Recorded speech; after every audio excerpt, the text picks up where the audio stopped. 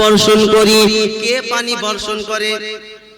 এই সকলেই বলেন যে হুজুর না না, আমাদের সাবমার্সিবল আছে, ও টিপে দিলেই পানি।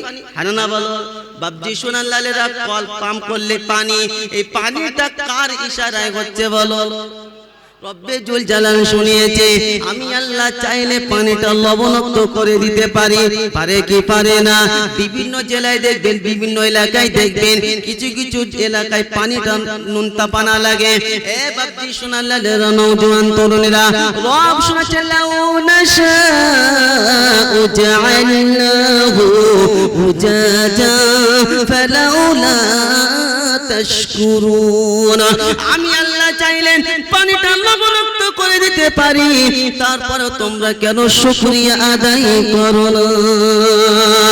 আজকে বলেন, মানুষ যখন রমজান মাসে রোজা রাখে, রমজান মাসে ইফতার করার সময় সর্বপ্রথম কোন জিনিসটা পান করে? জোরে বলেন। মানুষ যখন কষ্টের কাজ করে, রাজমিস্ত্রি বলেন, কৃষক বলেন, কাঠ কুপাচ্ছে, যাই করুক না কেন, সর্বপ্রথম কি তালাশ করে? এই পানিটা নিয়ামত কি নিয়ামত না?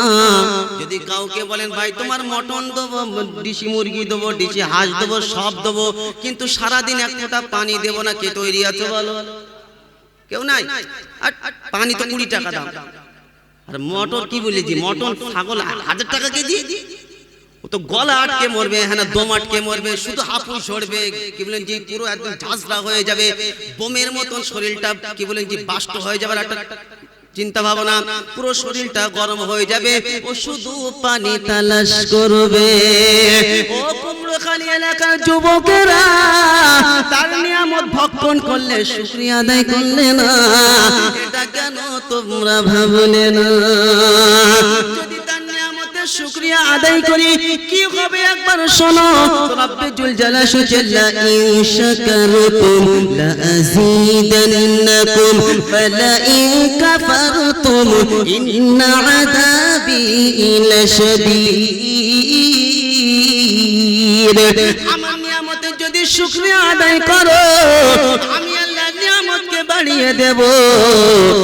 নিয়ামতের যদি নাশকরি করো, নিয়ামত ছিনিয়ে নেবে, মুসিবতে আল্লাহকে গ্রেফতার করবে। বাপের বেটা পানি খাচ্ছে, বাম হাতে টক টক টক টক করে খাচ্ছে, যেন ডিজেল ফুটছে, যেন গাড়িতে ডিজেল ফুটছে। কি বললেন জি? সব কিছু আপনার মদের গিলাস ডান হাতে, আর আল্লাহর নিয়ামত পানি, এই পানি খাচ্ছে কোন হাতে বলো? বুঝতে পেরেছেন? সবকে একবার ভাবেন। আল্লাহ ওয়ালা বন্ধু, ওই জন্য শোনাচ্ছিলাম, প্রশংসার একমাত্র মালিক যিনি, তিনি হলেন আল্লাহ, যিনি আমাকে আপনাকে মুসলমান করেছেন, ঈমান দিয়েছেন, দুনিয়ার আগুন থেকে বাঁচিয়ে নিয়েছেন। হ্যাঁ না বলে? অনেক মানুষ এমন আছে, ঈদো কোম্পানি, ঈদো কোম্পানি মানে যে হুজুরে কি ব্যাপার? ঈদো কোম্পানি মানে সে শুধু ঈদের নামাজ পড়ে, আর আছে না নাই? আছে না নাই? আবার এদের টেম্পার খুব, কিরম টেম্পার জানেন? যদি এখন ইমাম সাহেব ভুল, ইমাম সাহেব টাইম একটা শিডিউল থাকে যে ঈদুল ফিতরের নামাজ 9টায় হবে, প্রতিটা এলাকায় এলান হয়, যায় না? আমাদের ওখানে হয়, জুম্মার দিন বলে দেয়, দেখবেন যে ঈদুল ফিতরের নামাজ কটায় হবে? ঠিক 9টায় হবে।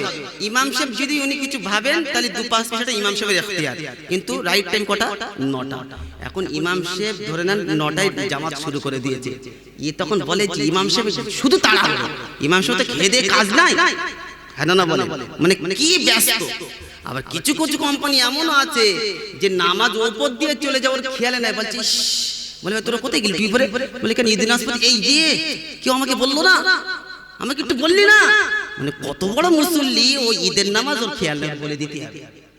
কথা বুঝতে পেরেছেন কি জিনিস? একবার বাবজি সোনার লালেরা, যিনি আমাকে আপনাকে ঈমান দিয়ে দুনিয়ার আগুন থেকে বাঁচিয়ে নিয়েছেন।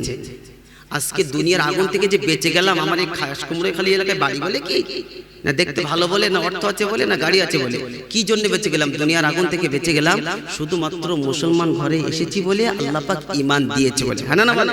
আর জাহান্নামের আগুন থেকে বাঁচার জন্য 60 থেকে 70 বছর সময় দিয়েছেন যিনি, এই রকম দয়ালু দাতা যিনি, তিনি হলেন আল্লাহ। তিনি কি বলে? আল্লাহ, যার কাছে চলে না কোনো বাদ বিচার, যার কাছে সকলেই বরাবর, সকলেই বরাবর, সকলের সমান অধিকার। একজন এমএলএ সে একদম মসজিদের ফাঁস কাতের দাঁড়ানোর সুযোগ পাবে, আর একজন রিক্সা চালক সেও ফাঁস কাতের দাঁড়ানোর সুযোগ পাবে। হুকুম নাই কারো তাড়াবা আছে কি? কি ব্যাপার, তুমি রিক্সা চালক, চলো পিছনে হাঁটো হাঁটো, এই কথা ইমাম সাহেব বলার অধিকার আছে কি? কখনোই না। তার কাছে সকলেই সমান, সকলের সমান অধিকার। চলে বাদ বিচার, বাইরে যখন দেখবেন এটা হচ্ছে আসল কারবার। যারা কারবার নিয়ে বসে আছে এরা বাদ বিচার করে। কথা বুঝতে পেরেছেন কি? আল্লাহর কাছে রহমানের বান্দা সকলের সমান অধিকার। জোরে বলেন সুবহানাল্লাহ। রহমানের কাছে বান্দা কত প্রিয় জানেন? মুসা আলাইহিস সালাম আল্লাহর কাছে একবার বলেন, আল্লাহ সবথেকে নিকৃষ্ট বান্দা, সবথেকে ঘৃণিত বান্দা, সবথেকে পাপী বান্দা কে আছে আমাকে একটু দেখিয়ে দেন। আল্লাহ পাক বললেন, কেন? মুসা নবীর একটা উপাধি ছিল মুসা কালিমুল্লাহ। মুসা নবী আল্লাহর সঙ্গে কথোপকথন করতেন। এমন তো অবস্থা আল্লাহ পাক মুসাকে বলল, ও মুসা তুমি এই জায়গাতে দাঁড়িয়ে থাকো, সামনে দিয়ে একটা বান্দা তোমার সামনে হেঁটে যাবে। বাকি শোনালেন নওজোয়ান তরুণেরা, আমার সোনামণি মা বোনেরা, আমার যুবক ভাইরা কান খুলে শুনে রেখে যান। যখন যুবকটা হেঁটে গেল, সঙ্গে সঙ্গে মুসা নবী বুঝতে পারল ইনি হলো সবথেকে ঘৃণিত বান্দা, সবথেকে পাপী বান্দা, সবথেকে নিকৃষ্ট বান্দা। তদুপরি মুসা আলাইহিস সালাম আবার আল্লাহর কাছে ফরিয়াদ করল, রব্বানা তোমার কাছে সবথেকে ঘৃণিত বান্দা কোনটা দেখালে, কিন্তু সবথেকে শ্রেষ্ঠ বান্দাকে একটু দেখাও। বাকি শোনালেন নওজোয়ান তরুণেরা, আমার সোনামণি মা বোনেরা, আল্লাহ পাক মুসাকে বলল, মুসা ওখানে দাঁড়িয়ে থাকো, এই সাইডে একটা বান্দা তোমার সামনে দিয়ে যাবে, ওটাই হলো শ্রেষ্ঠ বান্দা। মুসা নবী দীর্ঘক্ষণ অপেক্ষা করার পরে দেখলো যে বান্দাটা প্রথমে গিয়েছিল ওই বান্দাটা আবার তার সামনে দিয়ে যায়। বাকি শোনালেন নওজোয়ান তরুণেরা, এমন অবস্থায় মুসা নবী বলতে লাগলেন, রব্বানা যে বান্দাকে দেখিয়েছিলেন আপনি সেই বান্দাটা নিকৃষ্ট, আবার সেই কি করে ভালো হলো বিষয়টা বুঝতে পারলাম না। নওজোয়ান তরুণেরা, আমার সোনামণি মা বোনেরা, এমন অবস্থায় মুসা আলাইহিস সালামকে আল্লাহ পাক বললেন, ও মুসা শুনে রেখে দাও, একদিন ওই বাচ্চাটা সঙ্গে করে ওই লোকটা তার বাচ্চাকে সঙ্গে করে নিয়ে সফর করতে করতে বলছে, দেখো আব্বা এই একটা বড় জঙ্গল, এর থেকে কি বড় কিছু আছে? সঙ্গে সঙ্গে পিতা বলতে লাগলো, এর থেকে বড় আরো পাহাড় আছে। বলছে, আব্বা পাহাড়ের থেকে বড় কি আর কিছু আছে? সঙ্গে সঙ্গে বলতে লাগলো, পাহাড়ের থেকে বড় হলো আসমান, আসমানের থেকে বড় কিছু আছে। বলছে, আসমানের থেকে বড় হলো আমার রবের দয়া।